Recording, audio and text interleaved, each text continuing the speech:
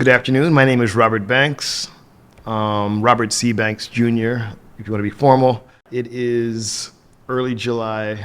I consider early part of the summer, which is, for Northeast Ohio, it's either hit or miss. So for me as an artist, as a visual artist, I try to make the most of each day during this time of the year because I'm all about light and I'm all about identity of light and how it reflects the landscape and everything. So that's what I do.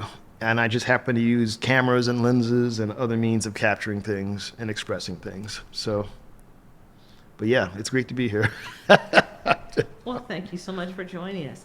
And how long have you worked in this field that allows you to use light to make art? I've been basically doing this stuff on a creative level since I was a kid. Unofficially, you can say it was when I was around the age of 6. And it's funny, I really emphasize the aspect of light and shadows because the whole concept of film projection and how films work in a traditional sense. And basically, they call that moving shadows, so to speak. So whenever my dad would set up the 8mm Keystone projector, it would project these images and you get these moving lights and all that shadows with shapes and everything. And so any aspect of light going through, say, a window shade or blinds or louvres or whatever, and it makes those little dancing movements, that to me was the same as that. It's an illusion. It's this persistence of vision, all these different terminologies that go with that whole intermittent movement thing. So that's part of it. That's what part of the whole process. It's like a form of magic almost, natural magic. At the same time, yeah, you couldn't do everything like that off the cuff. So I would have a piece of paper or crayons or markers and I would scribble and draw things and sketch things or try to recreate things. Or if I saw something on TV that inspired me, I would recreate that, like most kids, or draw comic books. So you're probably gonna hear that from a lot of artists, but each of us have our own perception based on what we're seeing or feeling emotionally. And so everything from monsters or clouds or trees or aliens or spaceships or dinosaurs, I've done it, from the drawing aspect of it on paper to the actual three-dimensional claymation, stop motion stuff, to making props and everything, and working with the bare essentials, an 8mm movie camera and a film projector and a originally a reel-to-reel tape recorder, and then later an audio cassette recorder, which was still kind of the new thing back then. We're talking like early 70s. So a lot of that was childhood. My mom and dad, especially my mom, saw it as strictly as a hobby, and it was literally evolving. So by the time I was in 6th grade, I knew this is what I wanted to do. I wanted to do this on a bigger-than-life, real-world scale. But that's sort of where that whole seed was planted right there. So, Well, thank you for referencing your parents so early in our discussion this afternoon. I'm wondering if you'd be interested in just mentioning their names for the record. My father, I believe his name was R.C. Banks. He was always went by R.C. Banks. But I'm not sure if it was for formal official reasons. It would later be Robert Charles Banks. So Robert Charles Banks Sr., and I was named after him. And he was my mom's, technically her second husband, but unofficially her third, because the guy in between, she didn't marry, but he passed away sadly. He was my sister's dad, but they were never married. My mom, her name was Nellie D. Banks, Nellie Dolores Banks. Her maiden name was Goolsby. She got married when she came from California. She grew up in Hollywood, came here to Cleveland in the late 40s, I believe. Married her first husband, who served in the war. He got out. They got married. They had 3 kids.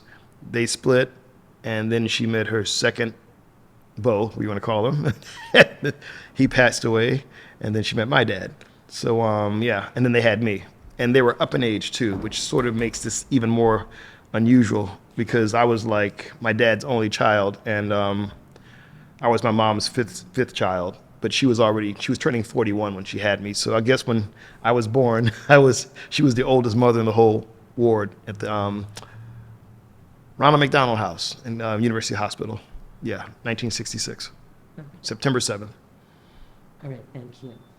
And in South, so now we know that you're a native Clevelander. Yeah. You've mentioned University Hospital. as Yeah, your yeah. No, in place. fact, that whole area played a big part of my life for like a good 25 years because my dad had a lot of health issues, so he was in and out of university constantly. So we were always there.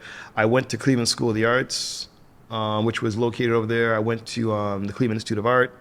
I worked at the Cleveland Institute of Art for like almost 25 years, 30 years.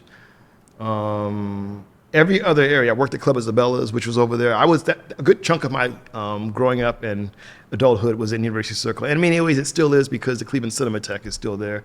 I went to Case Western's, Cleveland Film Society for like a good 10, 12 years straight. And then that led to Cinematheque.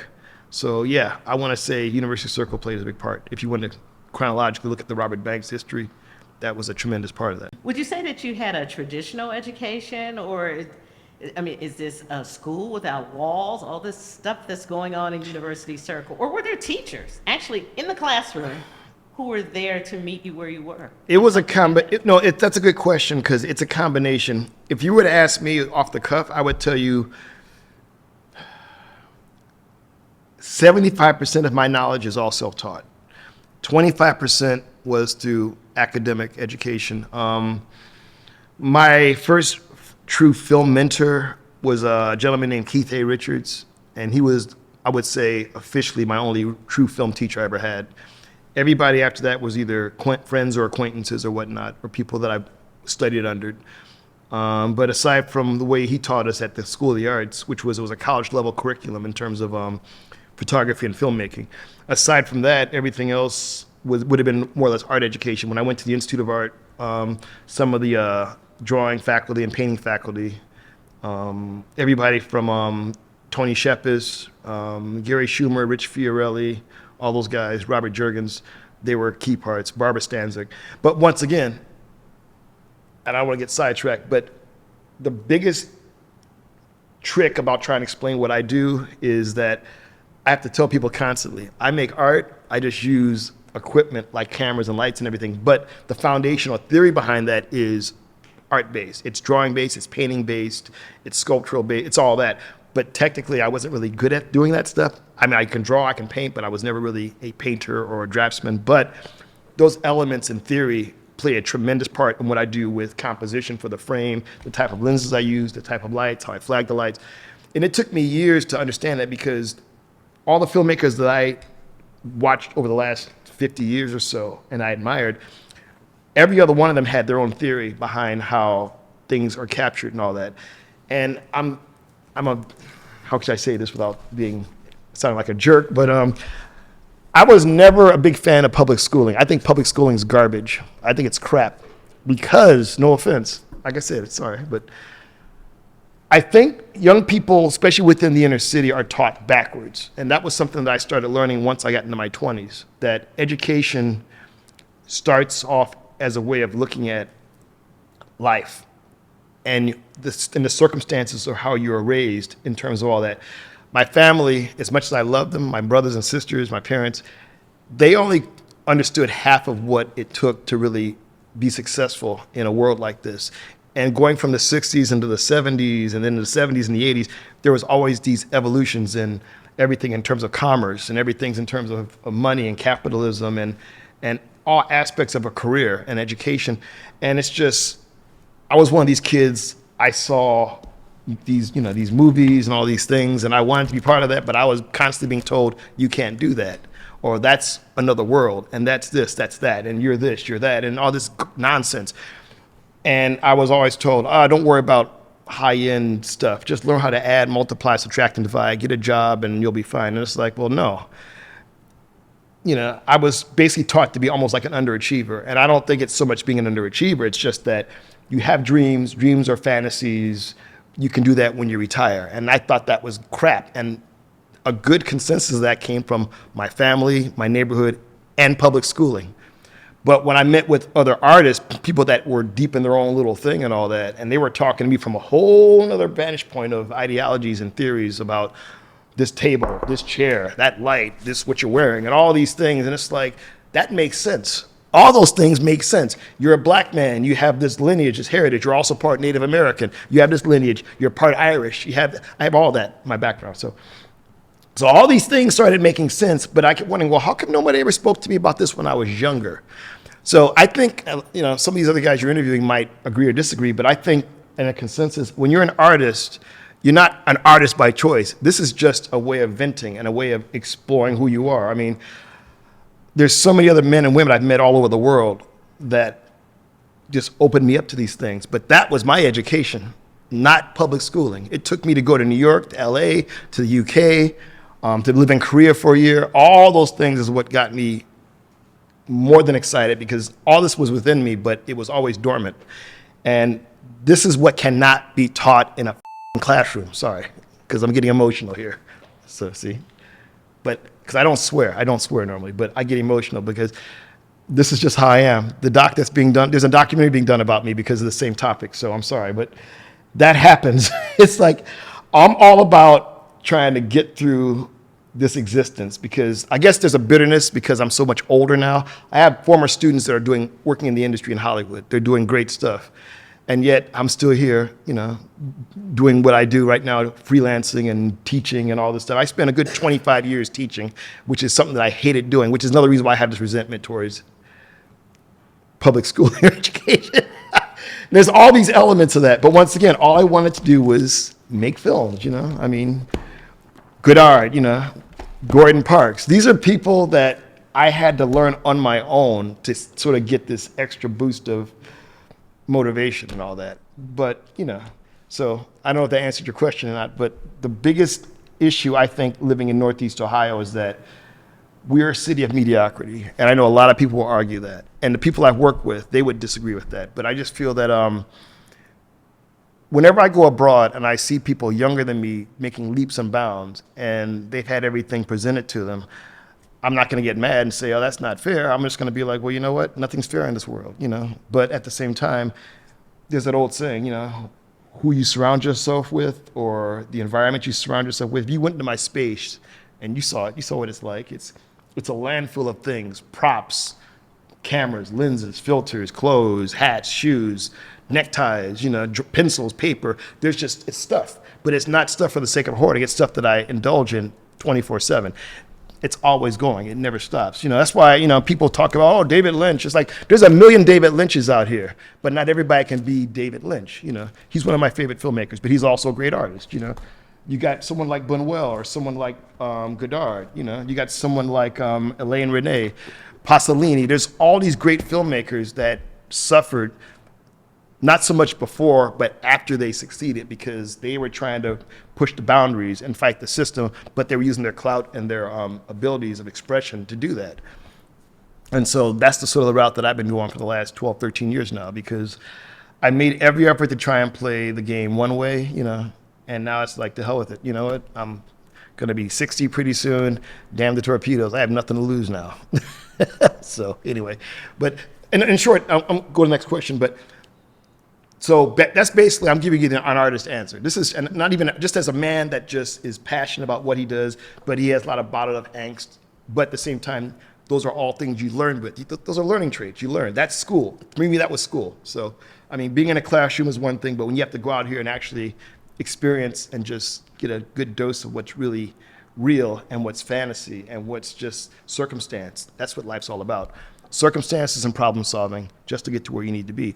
Being an artist, it's much harder, but at the same time, there's kind of a fun challenge to the whole thing. It's like a game almost, so to speak. But the process of making the stuff and putting it out there and just indulging in all the feedback you get, that's, to some degree, that's part of the fun. And I think a lot of other artists would agree to that, but so anyway. Well, thank you for your passionate response to my question, and then skipping to the next question and just going through the first half of the list. But I thank you also for holding up the books, because here we are, right, in special collections at the People's University for the people outside of Cleveland. That's what we call the Cleveland Public Library, the People's University. So thanks for holding those books up. Those are not just props. Well, you know what? Not to cut you off, but okay, yeah, you just cut me off, but go ahead. It's your story. I neglected. I'm going to slap myself for not even mentioning this. This place here, this building, or at least this part of the building, was my film school. So the one good thing about public schooling was my first film book I ever picked up was at our school library. It was a book on how to make your own movies. That was my first formal reading. And this was like in 5th grade on book on filmmaking. So there's that. From there was the branch library on East 55th and Superior. It used to be over there. That was my next film school. And I would go there every day I could. And I was looking for all the film books or the books on photography or art, but mainly the filmmaking. Same thing. And also, they used to show films there every Tuesdays and Thursdays. They would run films on 16 millimeter, and we were there every week watching films. And when we sort of grew out of that, then I started coming down here. And then this was the end all be all. I was such a bookworm back then. There was a good 10, 12-year period when I was just a bookworm, and I was just checking out every film book I could and just reading whatever I could. And also on fiction, a lot of sci-fi stuff, sci-fi novels, speculative fiction type stuff, horror stories, because I love the genre stuff. So yeah, so no, the public library system, or the county lab, just the county and the everything, key part of my education. So I apologize for leaving that out. So maybe you want to re-edit that. But no, this played a tremendous part. And I can't speak enough about what I learned from coming to the public library. So that's very, very crucial to me where I'm at right now. So I could talk for hours about that alone, because a lot of good things came out of this. This is where I actually saw the original Night of the Living Dead. I saw it here. And the short film that opened up for it was a film called 0 Hour, which was a Ray Bradbury short sci-fi story. And that was adapted from The Illustrated Man, which was the anthology book that he wrote. And that was the first film adaptation I'd seen of that.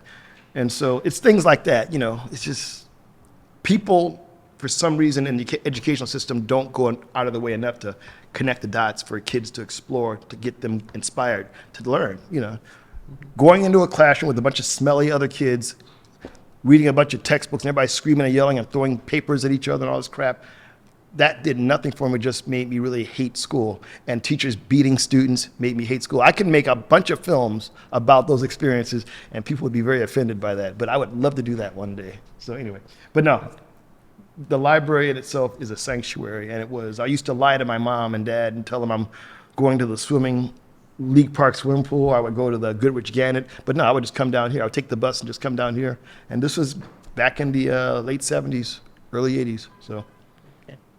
Now, Yeah. may I ask you to share a definition, if you would, please? Thank you for defining the People's University and letting people know that children can also enroll in the People's University and Yeah. get a great education. And So thank you for that. and it's timeless too. This is timeless. It's universal. You don't need the internet. You can always just, there was no internet back then. So Okay.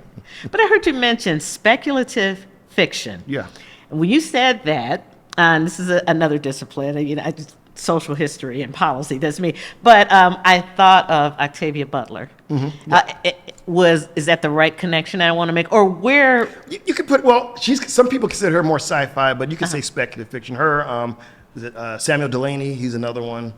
Yeah. No, I mean, see, I'm like this. There's so many stories. Well, okay, let me back up even more so. I grew up watching The Twilight Zone and Night Gallery, which was by Rod Serling, who's one of my heroes. I know he's more of a writer, but still, one of my heroes. And I only learned but years later that the key motivation of him making The Twilight Zone was, do you guys know? Does anybody know? Do you know? You don't? Nobody knows? Nobody knows. Okay. If it wasn't for this tragedy, The Twilight Zone may not have happened. The Emmett Till case.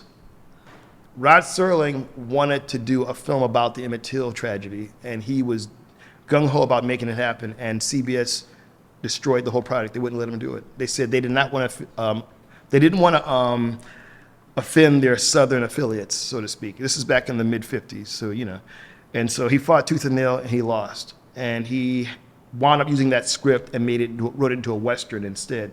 Very similar, but it was a Western about a Mexican, I think, man that was lynched.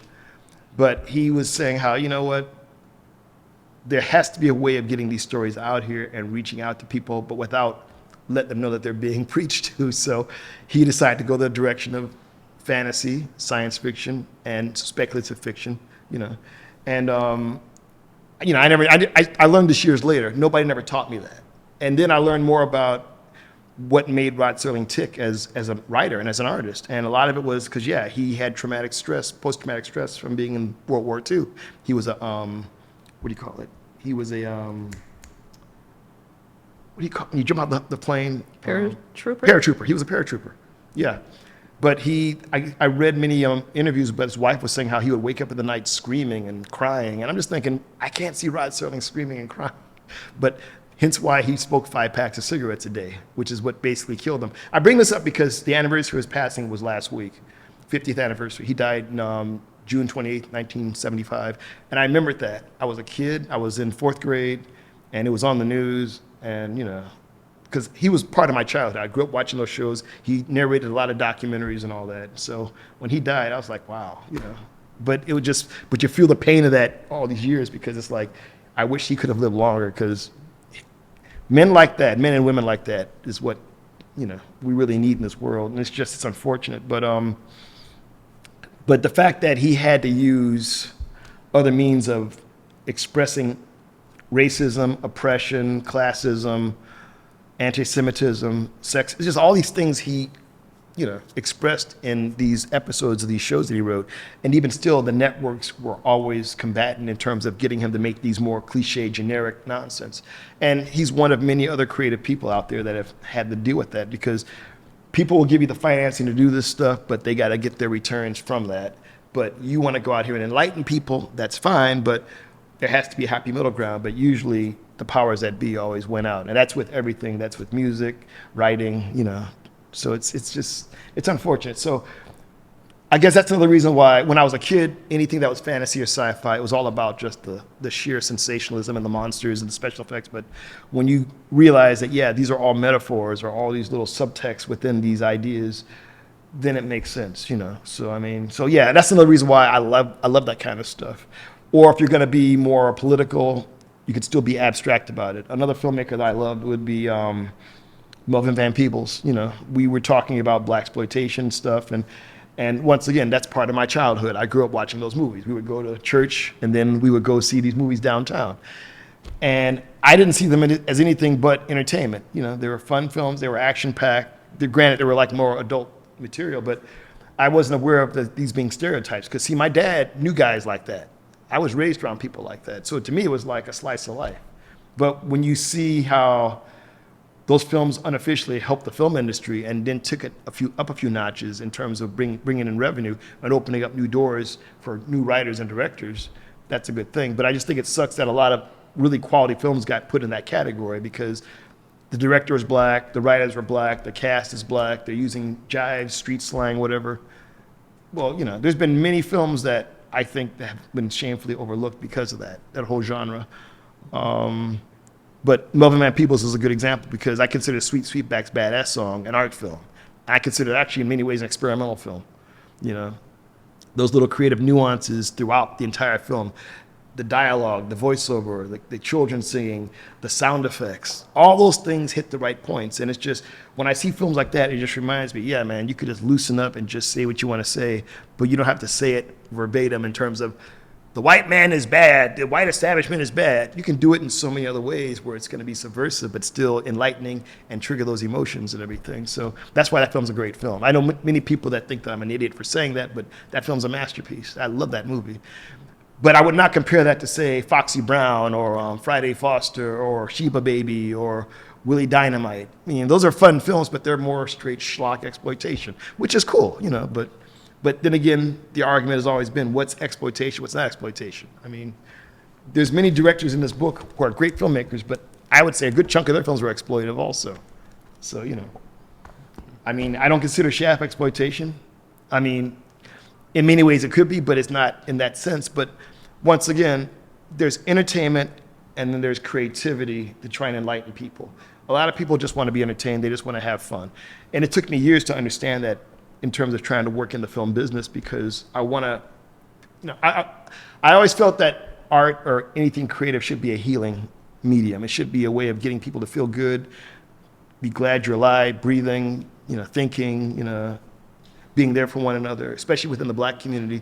We need that. But instead, it's all about negative, negative, negative, four-letter words, bees and hoes and guns and bombs and cars and jewelry and all this crap. And it's like, and yet people pay to see that. They want to see that. And people of authority feel that they want to see that. And they would much rather give money to that than the films that actually really have something to say,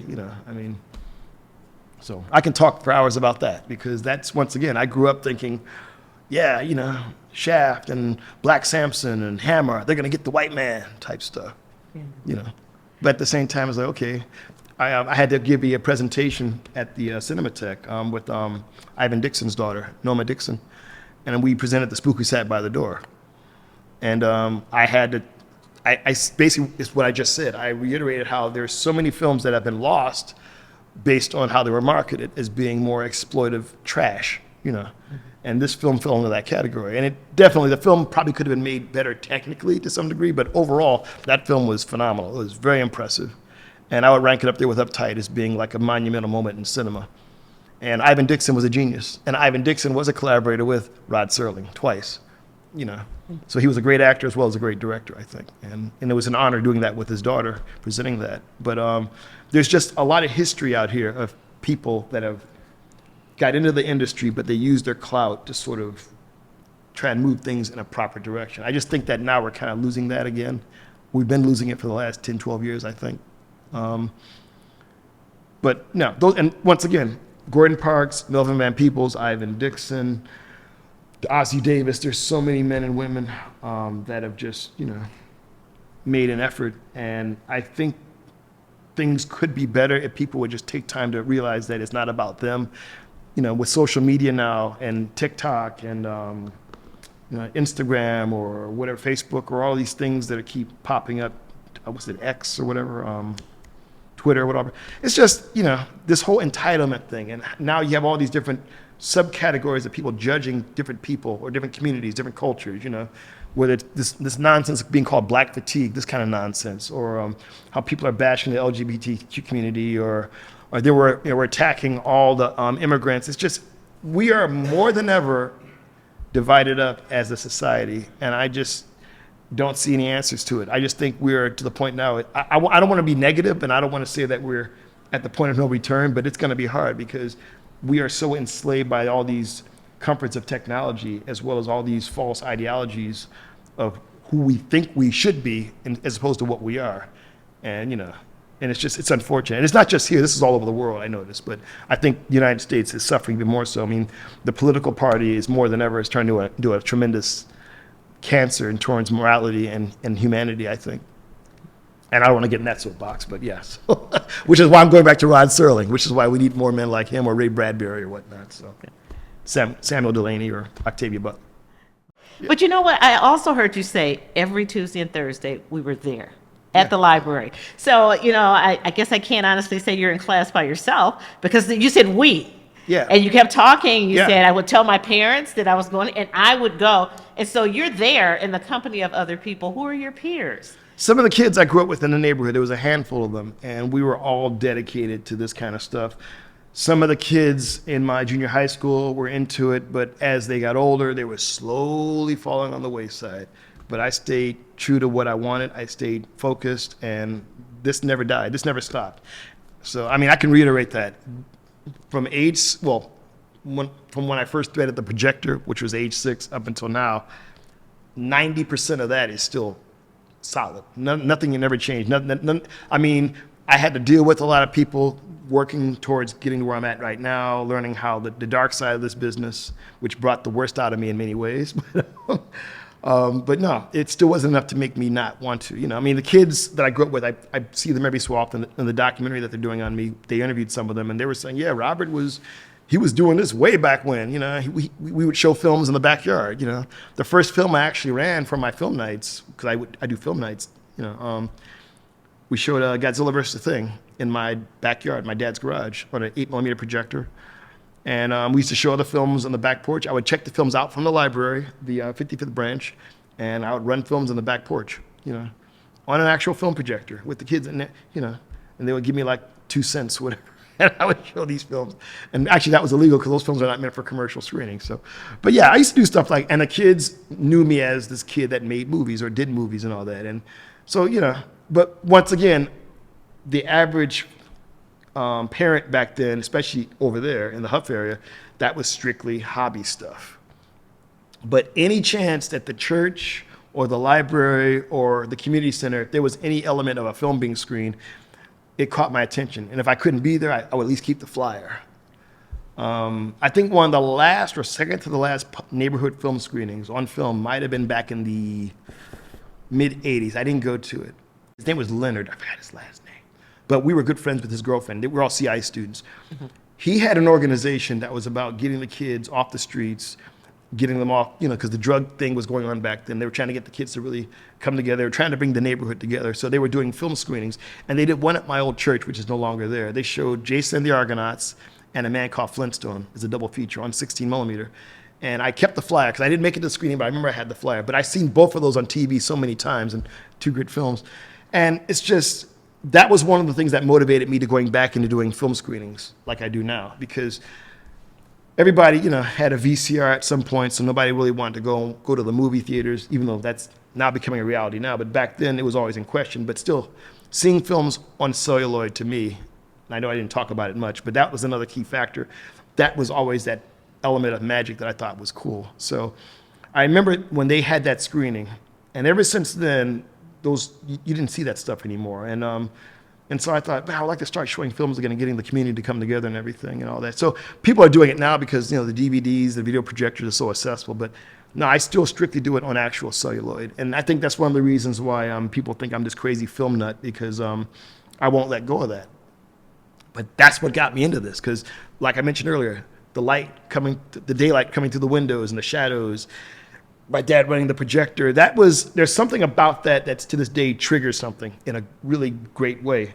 And there's a magic to that. And now everything is all electronic, everything is all high-end, 4K, 6K, all that stuff. And it's cool, it's great, it's accessible, it's quick and easy.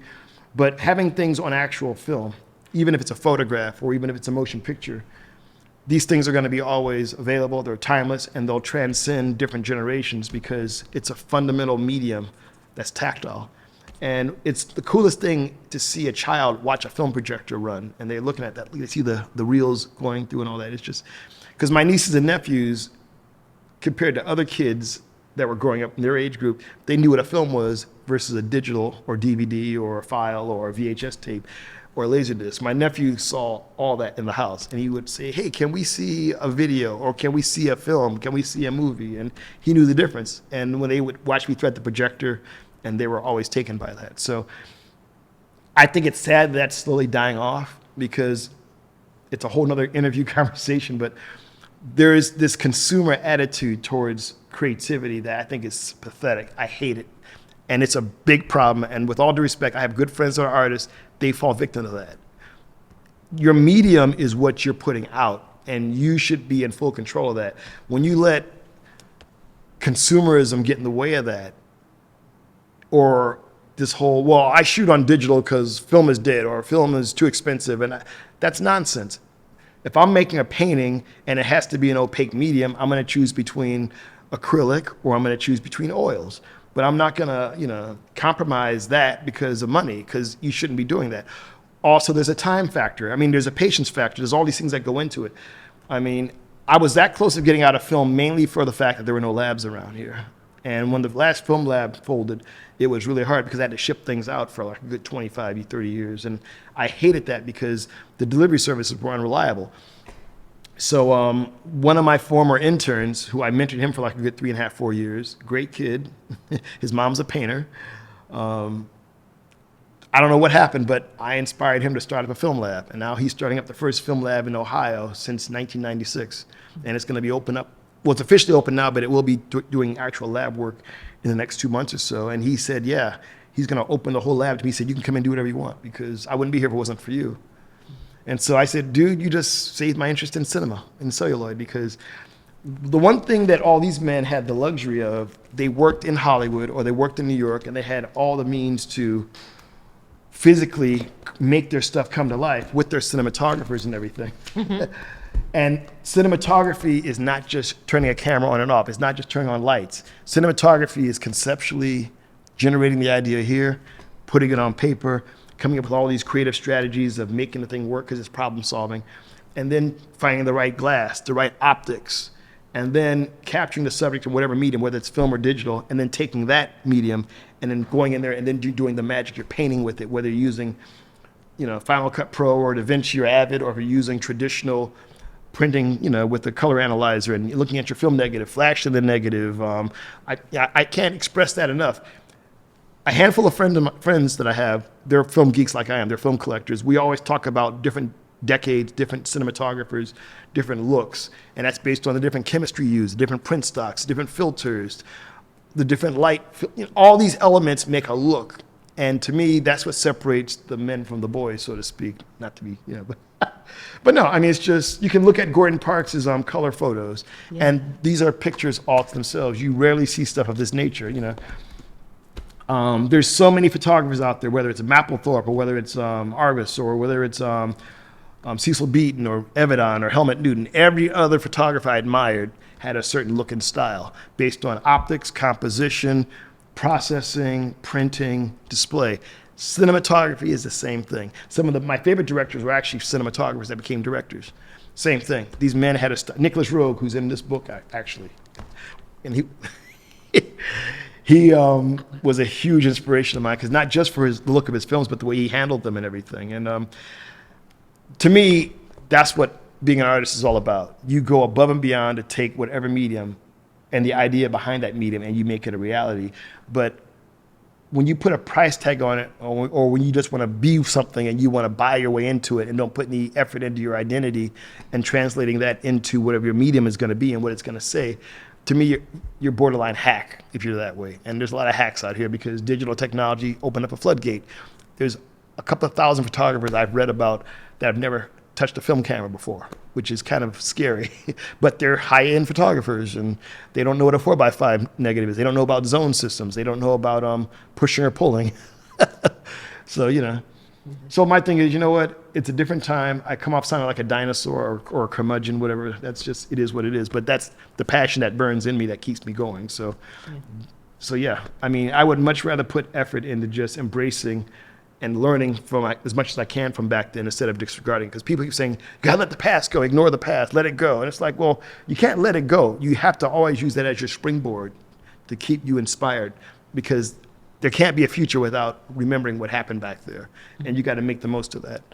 And that's when I teach, I try to get the students to understand that. Because when I teach my students, I'm teaching them the way I want it to be taught. And it doesn't happen by reading a textbook. You have to live it, breathe it, eat it, sleep it, the whole 9 yards. And that's what makes, especially if you're a person of color, your identity is part of your process. It's a part of your mental curriculum, your physical curriculum. It's more about that. Academia is an ingredient that you should embrace, but it should not dominate your ideology, and especially the ambiguity of how our society judges people based on how you look, dress, and everything, because it's a shallow society. That's just how it is. People are judgmental, and you just have to find ways of overcoming that. And through creativity, that's a good weapon, in my opinion. Okay. So that goes back to Mr. choice of weapons. As I said, I think you're a wonderful teacher. I can listen to you for hours. I am not the least bit sleepy. Would I answer all your questions? I'm sorry. Go ahead. This library is not going to stay open all night, and there's going to be an announcement at 5:30. So I do need to ask a couple of other questions. Yeah, go ahead. So that we can talk about some other things with other people. I'm happy to know, let me say that on the record, that someone is making a documentary about you. And I am pleased to share with the world, it might get edited out before we share this with other people, that I saw your space. Mm-hmm. And I didn't think you were a hoarder, or I just thought, oh, this man is a genius, And I was trying not to be nosy. You shouldn't go into somebody's house looking around. I said, I got it. People do it all the time. It's no big deal. But anyway, I know that you know how the digital stuff works. I mean, I see all the projectors and everything else, but I see computers too. Yeah. And anything I ask for, you can find it right away. You Yeah. know, if you took 80 pictures of one of the contributing photographers down on the lakefront, you know, for history in their hands, if I asked for something, you knew exactly where it was. And then Yeah. you sent it to me. So thank you very much. Yeah. Now, when you held up the books, you said one of the reasons, you know, I'm so inspired by these guys and the work that these men did, and whew, you know, that gendered language. I was just struck by some of the things I heard Carrie Mae Weems saying when she was in conversation with Daoud Bey. And I thought I knew enough about each one of them to say both of them are geniuses, but she just had so much to say Yeah. about working in this space when you're black, number one, but especially if you're a woman. Yeah. So, yeah. and I don't know, maybe there's some female artists in some of those books over there, but Yeah. but I don't know. You talked about the place of race, you know, in this field where you're working. Have you noticed that there is gender discrimination, or is there room for female genius, you know, in the world of celluloid filmmakers? Oh, yeah. Yeah. Can you name one or two who have inspired you through their work? There's a female? Yes. Okay. please. Okay. Agnes Vargas, she inspired me. Chantal Ackerman inspired me. I'm trying to think of someone a little bit more. No, those are iconic. They're like Sure. way yeah. up the That's chain. why I'm writing yeah. names down. Yeah. Want to keep the bibliography going. Claire Denise, she's another one. I love her films. I'm sorry, the name again? Claire Denise. Okay. It's spelled. It looks like Dennis, but it's Denis. But it's Claire. It's pronounced Denise. Claire Denise. And I think one is Belgian, the other two are French. Who else? And then Believe it or not, I was going to say, in many ways, I know she's not big, but Julie Dash, Daughters of the Dust was one of my favorite films. Sadly, the cinematographer, well, I won't even say that. I'm not even going to go there. I love that movie, but I work with that cinematographer. That's a whole nother story. I saw that movie. Yeah, I saw it at 3 the times Cinematheque. at Cinematheque. My short opened up for it, but I saw it like 3 times, and I saw it on video. And I can't, that's a good example of a film that can go above and beyond, but still just literally just embrace its audience. And it's a woman's film, but it's not for women; it's for everybody. But it took a woman to make something that amazing. So, but yeah, I love Julie Dash. What's her name? Xanadu Davis. She was just here. She just showed one of her films here. And actually, in many ways.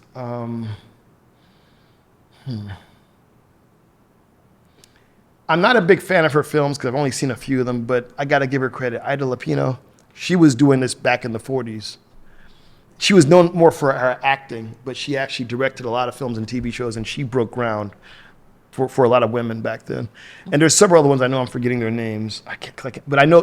Put it this way, there were a lot of women, and particularly, I want to say post World War II, that had the struggle to get to where they were, but they actually got the stuff out there. So yeah, there were a lot of female editors also that really, because I mean, when you think of editing in the hands, cutting film in the hands of a woman, it's like knitting, sewing, tapestry, and they sort of had that down pat. And it was men like Scorsese and that really pushed that thing that women, when it comes to getting their hands in the process, it's like a whole nother perspective. Okay. So if I can come up with more names, I'll let you know. I know there's some. thank you. I know that I know there are women of color that were back in the silent era, and I don't know their names, but because I discovered them a few years back. Yeah.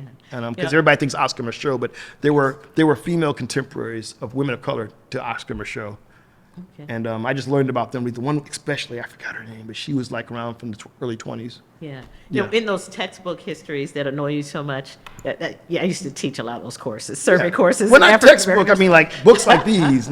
Textbook meaning like which we in the classroom, but no. Yeah. But I mean, for the survey courses in African American history at the post-secondary level, we get a little bit, of Oscar Micheaux. Yeah. Because, there's a Harlem Renaissance chapter, Yeah. and then there's a WPA chapter, and the Writers Project, and the, the federal arts programs, experimental Yeah. in the 1930s. And so, a lot of talented people. Zora Neale Hurston, they all benefited, Langston Hughes, from those programs. But then we get those individual names, like a Julie Dash. And I believe it would say something. She was the first black woman to produce a Hollywood feature film. Is that correct? Or what was she the first with? No, I don't know if she was the first.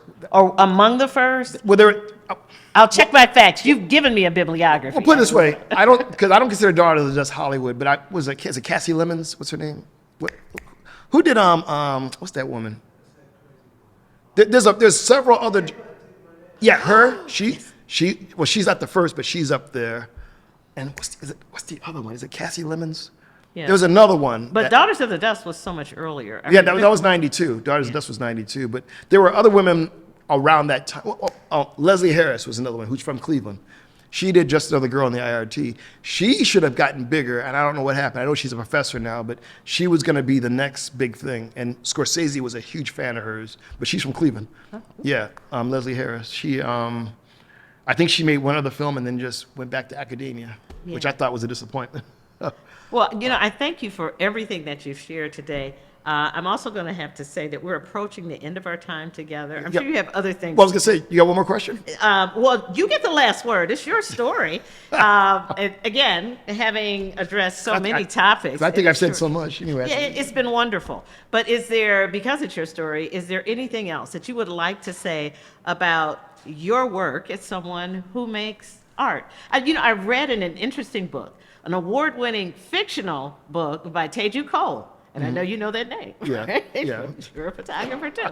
But and he in the book itself, his protagonist says, I don't take photographs, I make photographs, and talk about, and it matters. Well, who makes the photograph? That's basic. What do you think about that? I think that's a universal theory amongst artists in general. I mean, that old saying with what's his name, Michelangelo, about when he made the sculpture of David. And he said, I didn't make anything. David was in the marble. I just got him out of there. And that's how I look at it. I mean, I talked to many photographers, many filmmakers, and they have their own theories. And it's the same thing. I took this. I did that. I said, really? I said, well, I share that. It's like, well, I'm making something.